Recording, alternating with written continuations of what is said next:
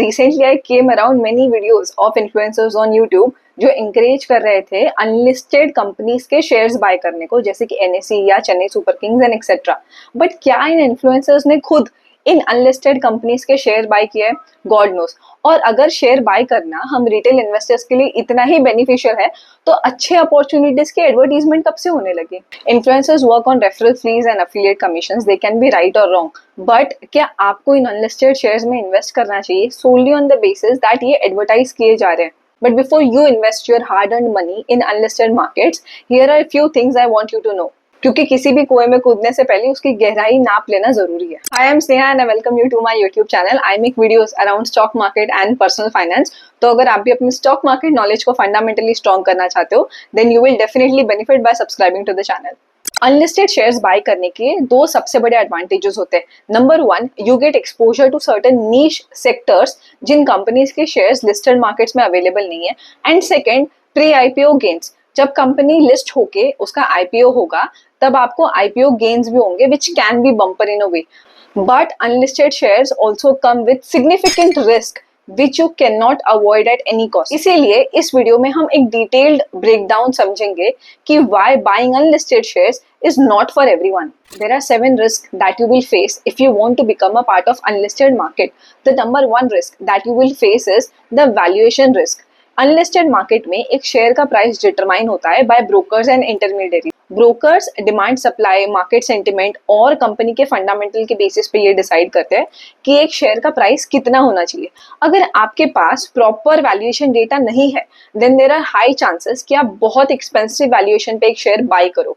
Past में ऐसे instances हो चुके हैं जहां पे अनलिस्टेड शेयर के होल्डर्स को 60 to 70% लॉस देखना पड़ा था just because they bought the shares at a very expensive valuation. इस रिस्क का एक क्लासिक एग्जांपल है स्विगी का आईपीओ।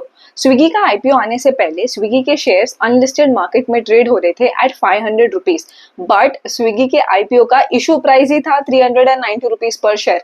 और अगर आप आज का प्राइस देखो of Swiggy's share, it is around 320 rupees. Hence without a solid valuation data there are high chances कि आप एक अनलिस्टेड शेयर को बहुत ही हाई वैल्यूएशंस पे बाय करो। The second risk that you will see in an unlisted market is the exit risk.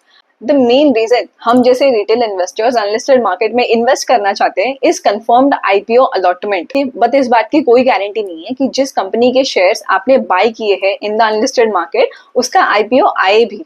And in this case, you will be stuck with the shares of same company for years and years. Right? Not just IPO नहीं आना, but अगर company decide करती है कि उसको अपने ये shares cancel करने हैं, तो आपको मैंडेटरली कंपनी को ये शेयर्स बेचने पड़ेंगे at a price that the company will decide. इस रिस्क का एक क्लासिक एग्जांपल है रिलायंस रिटेल के shares. In the year 2023 Reliance retail के शेयर्स ट्रेड हो रहे थे in the unlisted market at 3200 rupees, but on 7th of July 2023 Reliance के मैनेजमेंट ने एक नोटिस इशू किया जहां पे उन्होंने बोला था कि जो भी अनलिस्टेड शेयर्स है the company is going to cancel those shares and give the share holders 1362 rupees. Now just imagine, जिन भी इन्वेस्टर्स ने रिलायंस रिटेल के शेयर्स खरीदे होंगे एट 3000 रुपीज, 3200 रुपीज, उनको शेयर्स के रिटर्न में मिले बस 1362 रुपीज। आप ये सोच रहे हो कि यार ये तो इलीगल है, कंपनी कैसे अपने शेयर्स बायबैक कर सकती है या कैंसिल कर सकती है? But let me tell you, as per Companies Act, this action done by Reliance Retail was completely legal. Moral of the story is, it is not guaranteed कि जिस कंपनी के शेयर्स आप अनलिस्टेड मार्केट में bye करो, it will actually come up with an IPO. The third risk that you will face is liquidity risk. Unlisted market एक active trading platform नहीं है like our listed market, जहां पे सुबह 9:15 से लेके दोपहर के 3:30 तक ट्रेडिंग होती है। अनलिस्टेड मार्केट्स में आपको ये पता भी नहीं चलेगा कि कोई बायर सामने अवेलेबल है भी कि नहीं। एंड अनलाइक लिस्टेड मार्केट्स, यहाँ पे रियल टाइम शेयर सेटलमेंट्स नहीं होते, तो अगर आपने कोई शेयर सेल भी किया है तो उसके सेटलमेंट को वीक्स या मंथ्स भी लग सकते हैं। The fourth risk that you will face in an unlisted market is corporate governance risk.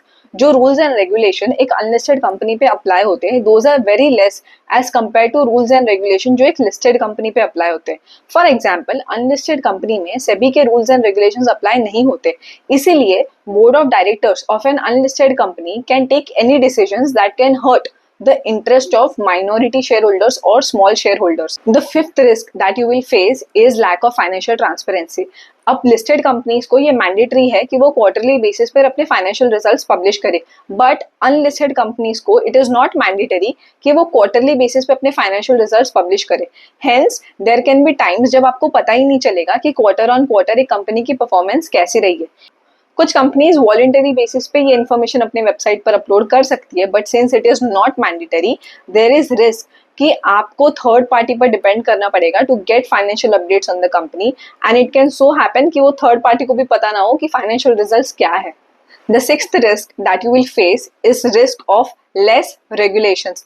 Unlisted companies पर बस Companies Act 2013 अप्लाई होता है, अनलिस्टेड कंपनीज पर सेबी के कोई भी रेगुलेशंस अप्लाई नहीं होते। इसीलिए अगर इन्वेस्टर्स के साथ कुछ अनफेयर भी होता है, then there are remote chances कि आपको कोई रेजोल्यूशन मिले। Seventh risk that you will face is risk of less available information. There are very high chances कि इंसाइडर्स को और HNIs को कंपनी की कॉन्फिडेंशियल इन्फॉर्मेशन पहले से ही पता हो, and in case of any bad financial performance वो ये अनलिस्टेड शेयर्स के ट्रेडिंग प्लेटफॉर्म को यूज करते हैं to dump their shares to retail investors. Retail investors and low ticket size के इन्वेस्टर्स को वैसे भी सारी इन्फॉर्मेशन इनकम्प्लीट एंड आउटडेटेड ही मिलती है। Hence if you are a low ticket size investor, अगर आप HNI नहीं हो, अगर आप इंसाइडर नहीं हो, then there are high chances then you are also prone to manipulation from insiders and HNIs. There are 4 things that you should be cautious about before you buy shares of unlisted companies.